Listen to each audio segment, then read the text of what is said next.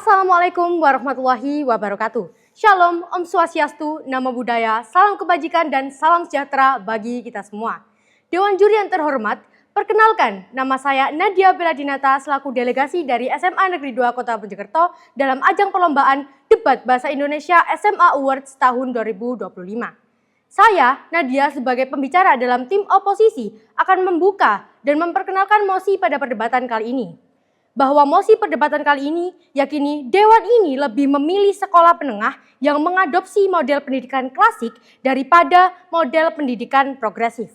Saya, Nadia, selaku pembicara dalam tim oposisi secara tegas dan yakin menentang mosi perdebatan kali ini dalam sejumlah argumen yang akan saya paparkan dalam hitungan 3, 2, 1. Dewan Juri yang terhormat, seperti yang kita ketahui bahwa pendidikan klasik lebih mengarahkan pada model pendidikan terstruktur yang dipimpin oleh guru.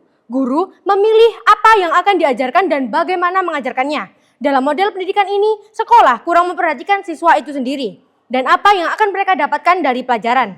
Mereka berfokus pada pembentukan siswa menjadi individu yang bermoral dan terdidik yang dapat berkontribusi pada dunia kerja ketika mereka dewasa.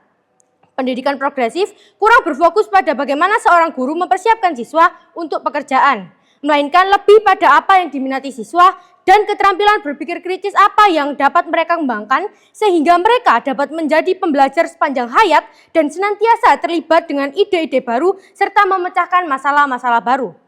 Pembahasan ini sangat relevan dengan mosi perdebatan kita pada hari ini. Saya, Nadia, sebagai pembicara dalam tim oposisi secara tegas dan yakin menentang mosi ini dengan dua beban pembuktian yang akan saya buktikan sekaligus mendasari alasan mengapa saya tidak setuju mengenai mosi perdebatan pada hari ini. Yang pertama, yakini pendidikan klasik hanya akan membuat siswa layaknya mesin, sedangkan pendidikan progresif membantu siswa untuk mencintai pembelajaran. Pendidikan klasik memungkinkan siswa tumbuh dengan rasa keteraturan berdasarkan apa yang guru mereka ajarkan. Hal ini membuktikan bahwa pendidikan klasik hanya untuk mengembangkan pekerja yang produktif dan menghilangkan individualistis. Pendidikan klasik hanya akan menghambat kreativitas siswa dan memperlakukan siswa seperti mesin yang harus diberi pelajaran. Hal ini tentu saja tidak adil atau tidak relevan bagi mereka siswa yang berusia 14-18 tahun. Di sini saya tegaskan bahwasannya siswa yang berusia 14-18 tahun adalah siswa yang sedang mencari jati diri mereka. Mereka sedang mencari apa yang mereka sukai dan apa yang merupakan hobi mereka. Contohnya saja ketika seorang siswa berminat pada bidang seni, namun guru mereka terus saja menjejali materi sains dari buku yang mana akan membuat siswa ini terpaksa untuk mempelajari materi tersebut karena bidang sains bukanlah bidang yang mereka minati. Hal ini akan menimbulkan ketidakadilan bagi mereka. Sebaliknya, pendidikan progresif akan lebih mengakui dan menghargai kreativitas serta minat masing-masing siswa.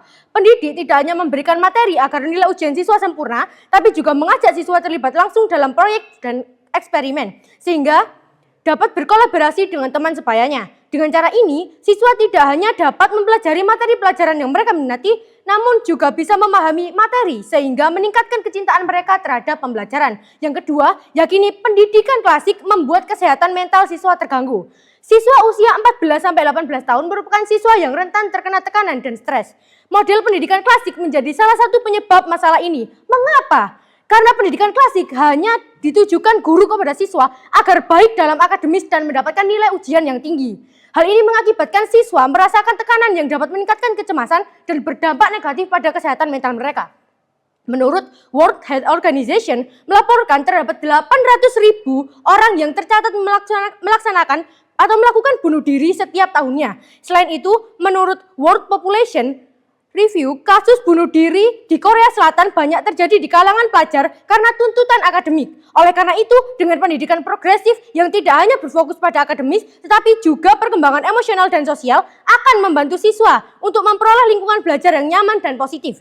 Apalagi pendidikan progresif seringkali memasukkan program yang mengajarkan keterampilan hidup seperti manajemen stres, komunikasi yang efektif, dan juga empati. Maka dari itu, saya di sini berdiri sebagai pembicara dalam tim oposisi. Dengan ini tetap menyanggah mosi dalam perdebatan kali ini. Sekian dan terima kasih.